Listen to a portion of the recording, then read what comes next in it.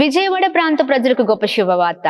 దేవుడు అద్భుతమైన రీతిలో ప్రతి నెల 4వ మంగళవారం విజయవాడ ప్రాంతంలో స్వస్థత విడుదల తైలాభిషేక ఆరాధన జరిగిస్తున్న విషయం అందరికీ తెలిసిందే. అయితే ఈ నెల 4వ మంగళవారము జూన్ 25వ తారీఖు ఉదయం 9 గంటలకి లైలో ఆడిటోరియం అనగా ఆంధ్ర లైలో కాలేజ్ లోపల లైలో ఆడిటోరియంలో రమేష్ గుండె హాస్పిటల్ పక్కన జరుగుతున్న ఈ ఆరాధన ద్వారా దేవుడు మిమ్మల్ని కదిలించినై ఉన్నారు. ఆమెన్. ఏ విషయాలను బట్టి, ఏ సమస్యలను బట్టి, ఏ భయంకరమైన పోరాటాలు బట్టి ఆగిపోతూ ఉన్నారు, మీరు ఆగిపోవడానికి వీల్లేదు. మీరు సాగిపోయే వారిగా ఉండాలని దేవుడు అద్భుతమైన రీతిలో ఈ ఆరాధనని విజయవాడ ప్రాంతంలో జరిగిస్తున్నారు. ఎక్కడి నుంచి ఈ వీడియో చూస్తున్నా తప్పక తరలిరండి. దేవుని అద్భుతమైన ప్రజెన్స్ ని మనం అందరం అనుభవిద్దాం. ఆయన నూతనమైన కృప, నూతనమైన అభిషేకంతో మనలందరూ నింపనై ఉన్నారు. ఆమేన్. గర్భఫలం లేక బాధపడుతూ ఉన్నారా? ఆర్థిక ఇబ్బందులు, అనేకమైన పోరాటాలు, ఉద్యోగం లేదని అనేకమైన సమస్యలతో అతలాకుతలం అయిపోయి సమస్యల్ని బట్టి చాలా విషయాల్లో భయపడుతూ చాలా వెనకపడిపోయిన స్థితి ఏమో చూడండి. ఆత్మీయ స్థితి ముందుగా కట్టబడాలి. ఆత్మీయ స్థితి కట్టబడినప్పుడు అనేకమైన విషయాలు దేవుడు కృప చూపిస్తారు. అందుకనే మిమ్మల్ని ఆత్మీయంగా బలపరచడానికే ఈ అద్భుతకరమైన ఆరాధన. తప్పక పాల్గొనండి. God bless you. దేవుడు మిమ్మల్ని, మీ కుటుంబాలను దీవించి సకల సమృద్ధి చేత ఆశీర్వదించును గాక. Praise the lord.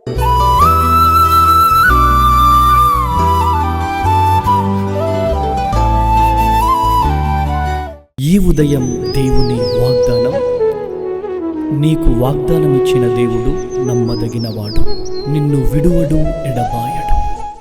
Praise the lord అండి. Good morning. బాగున్నారా? ఉదయకాల సమయంలో అందరికీ ప్రత్యేకమైన శుభములు తెలియచేస్తూ ఉన్నాను. దేవుడు మిమ్మల్ని, మీ కుటుంబాలను దీవించి సకల సమృద్ధి చేత ఆశీర్వదించును గాక.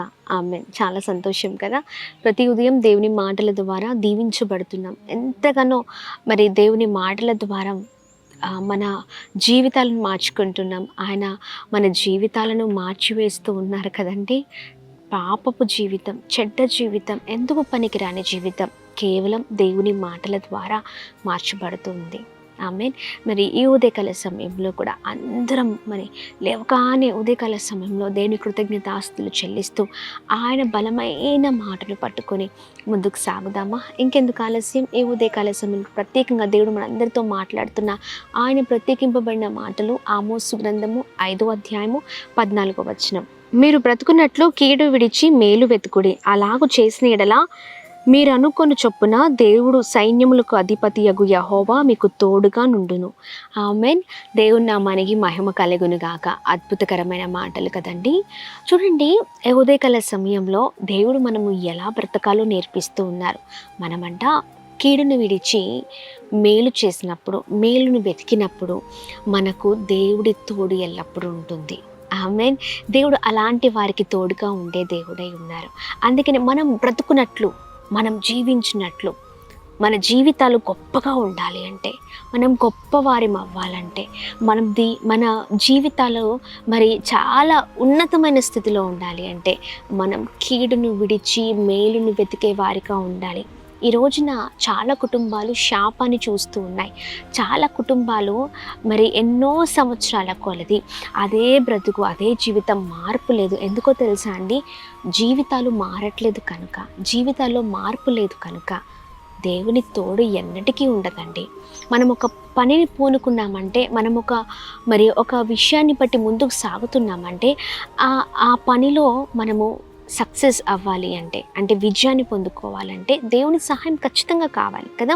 దేవుని సహాయం లేకుండా మనము విజయాన్ని చూడలేం. ఆ విజయం మనతో ఉండాలంటే, ఆయన తోడు మనతో ఉండాలి అంటే ఈ రోజున కీడు అనేది విడిచిపెట్టాలి, మేలును వెతకాలి. ఈ రోజున ఎంతమందికి కీడు చేస్తున్నారు? మీ మాటల ద్వారా, మీ పనుల ద్వారా, ఉంటున్న విధానాల ద్వారా.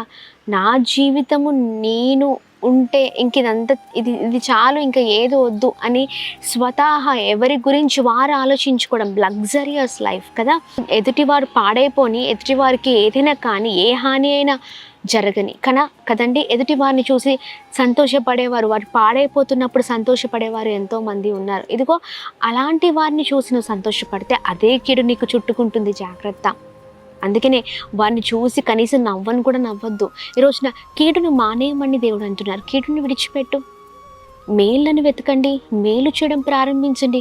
ఆ వ్యక్తి నీకు మేలు చేయకపోయినా పర్లేదు, అంటే ఆ వ్యక్తికి నీకు కీడు చేయనక్కర్లేదు. కీడును విడిచిపెట్టండి. లేకపోతే ఆ వ్యక్తి వైపు నువ్వు చాలాసార్లు అంటే నిన్ను ఎన్నో మాటలు అనొచ్చు, లేకపోతే నిన్ను ఎన్నో విషయాల్లో బాధ పెట్టచ్చు, ఎన్నో విషయాలలో నిన్ను ఇబ్బంది పరచచ్చు.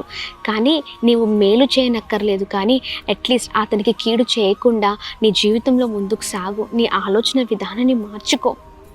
ఆమేన్. కీడు చేయడము ఆపేయండి, విడిచిపెట్టండి. దేవుడు మాట్లాడుతూ ఉన్నారు. ఈ ఉదయకాల సమయంలో కీడును విడిచిపెట్టి నీవు కనుక మేలును చేస్తే, మేలు వైపు వెతుకుతే కదా ఉన్నత స్థితిలోనికి వెళ్తావు. ప్రియ సహోదర సహోదరి, కీడుని ఆలోచించడం, కీడు అంటే నీ తలంపులో కానీ, నువ్వు చేస్తున్న పనిలో కానీ, ఏ విషయంలోనే ఇతరుల గురించి తప్పుగా నీవు ఆలోచించినా, ఏ పని చేసినా దాని ద్వారా నీ జీవితం ఫలింపులోనికి రాదు. నీ ఉన్నత స్థితిలో ఉండాలంటే, నీ కుమారులు, నీ బిడ్డలు తరతరాలు దీవించబడాలి అంటే నీవు ఇతరులకు మేలు చేసే వ్యక్తిగా మాత్రమే ఉండాలి. ఆమేన్. దేవుని నామానికి మహిమ కలుగును గాక. ఈ ఉదయకాల సమయంలో ప్రియ సహోదర సహోదరి, దేవుని కృప నీకు తోడుగా ఉండాలా, దేవుని సహాయం నీ కుటుంబంలో ఉండాలా. అలా అయితే నీకున్న చెడ్డవన్నిటిని విడిచిపెట్టి మేలు వైపు వెతుకు. ఆమేన్. దేవుని నామానికి మహిమ కలుగును గాక. ఆమేన్. చూడండి, యోసేపు అన్నలు తనకి హాని చేయాలని చూశారు, కానీ ఆయనని ఎవరు చూశారంటే దేవుడు చూశారు. ఆమేన్. ఈరోజున హాని చేయాలనుకున్నారు, కానీ యోసేపుని దేవుడు ఎలా హెచ్చించారో చూడండి. అవునా కాదా? ఆయనకు హాని చూశారు, కానీ ఆ హాని యోసేపుకు చుట్టుకోలేదు కదా. యోసేపు వారికంటే గొప్పగా ఉన్నారు. ఆమేన్. ప్రధానమంత్రిగా అయ్యాడు. అవునా? అందుకనే చూడండి, ఒకరికి కీడు చేయడం మానేసి, ఒకరికి హాని చేయడం మానేసి మేలు చేసే వారిగా ఉండాలి. ఉదయకాల సమయంలో ఒకవేళ నువ్వు అలాంటి వ్యక్తిగా ఉంటే నీ ఆలోచన విధానాన్ని మార్చుకో. ప్రియ సహోదర సహోదరి, నువ్వు ఉంటున్న పనిలో, నువ్వు చేస్తున్న వృత్తిలో, లేకపోతే నువ్వు బయటికి వెళ్తున్నప్పుడు, ఇంట్లో ఉన్నప్పుడు, సమాజంలో తిరుగుతున్నప్పుడు, ఎక్కడున్నా ఎవరికైనా, నీ ఇంటి వారికైనా, బయట వారికైనా, నీ తోబుట్టుకులకైనా, ఎవరికైనా నువ్వు కీడు చేసే వ్యక్తిగా ఉండద్దు, కానీ మేలు చేసే వ్యక్తిగా ఉండాలి.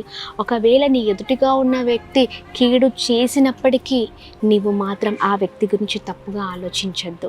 ఆమేన్. అంటే వారి గురించి నువ్వు కీడును చేయడం మానేసి దేవుని సన్నిధిలో వారు మారాలని ప్రార్థన చేయండి. నీవు దైవికమైన కుమారుడిగా, దైవికమైన కుమార్తెగా, విశ్వాసంలో నడిపించబడుతున్న కుమార్తెగా నువ్వు ఉంటే ప్రార్థన చేయవారు మారాలని. ఆమేన్. నీ ప్రార్థన ఏమి చేస్తుందంటే వారికున్న చెడుతనంలో నుంచి మంచి వారిగా దేవుడు నడిపిస్తారు. ఆమేన్. ఉదయకాల సమయంలో దేవుని మాటలు పట్టుకొని ముందుకు సాగుదాం, ప్రార్థన చేద్దాం. ఉదయకాల సమయంలో ఆలస్యం చేయకుండా ప్రార్థన. అద్భుతమైన దేవుడవయ్యా, ఉదయకాల సమయంలో చక్కని నా మాటల ద్వారా మమ్మల్ని బలపరుస్తున్నందుకు స్తోత్రం అయ్యా. ఇదిగోండి, మా జీవితంలో మేము ఎలా బ్రతకాలో మాకు నేర్పిస్తున్నందుకు స్తోత్రం అయ్యా. మీ తోడు, మీ సహాయం ప్రభా, మీ కృప మాకు కావాలి అంటే మేము బ్రతుకున్నట్లుగా అయ్యా మా జీవితంలో అయ్యా కీడును విడిచి ప్రభా మేలును వెతికే వారిగా ఉండాలని మాట్లాడుతున్నాం. ఎంత చక్కని మాటలు అయ్యా. ప్రభా, మా జీవితంలో ఒకరికి కీడు చేసే వారిగా మేము ఉండకూడదయ్యా, మేలు చేసే వారిగా ఉండాలి అయ్యా. ఎంతమంది అయితే ఉదయకాల సమయంలో నీ మాటలు వింటున్నారో వారి జీవితంలో మార్పును తీసుకురమ్మని వేడుకున్నాం. వారి హృదయాలు కట్టబడును గాక, వారి జీవితంలో ఆయా కార్యము జరుగును గాక అని ప్రార్థన చేసినాం. కీడును విడిచిపెట్టి మేలు వైపు ప్రభ వెతికే వారిగా ఉందరు గాక అని ప్రార్థన చేస్తున్నాం. ఒకరికి కీడు చేయాలని చూస్తే ఆ కీడు ప్రభా ఇదిగోండి మా జీవితాలకే చుట్టుకుంటుంది అయా. ఇదిగోండి ఇతరులను అయా నీ ప్రేమను బట్టి ప్రభ ప్రేమించే వారిగా మేము ముందుము గాక, ప్రభా ఇతరుల గురించి ప్రార్థించే వారిగా మేము ముందుము గాక. సహాయం చేయండి అయ్యా. మా ఆలోచన విధానాన్ని మీరు మార్చండి అయ్యా, మేము ఉంటున్న విధానాన్ని మార్చండి. ఒకవేళ ఇంతవరకు ప్రభా ఇదిగోండి తెలిసి తెలియక ప్రభా ఇదిగోండి మేము ఏ తప్పులు చేసినా మమ్మల్ని క్షమించమని వేడుకున్నాం.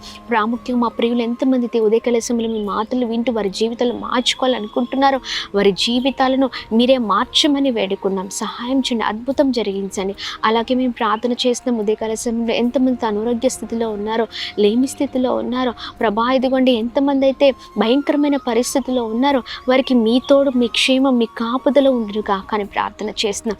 ఎల్లప్పుడూ మీరే సహాయకుడిగా ఉండండి, నడిపించండి, అద్భుతం జరిగించండి. అలానే మేము ప్రార్థిస్తున్నాం. ఉదయకాల సమయంలో birthdays, marriage days, special event celebrate చేసుకున్న వారందరి పట్ల మీ దయ, మీ కృప, మీ కనికరం మెండుగా కుమ్మరిస్తూ బ్లెస్ చేయమని యేసు నామములో అడుగుతున్నాం తండ్రి. ఆమేన్, ఆమేన్, ఆమేన్. అందరికీ praise the Lord. May God bless you. దేవుడు మిమ్మల్ని, మీ కుటుంబాలను దీవించి సకల సమృద్ధి చేత ఆశీర్వదించును గాక. ఆమేన్.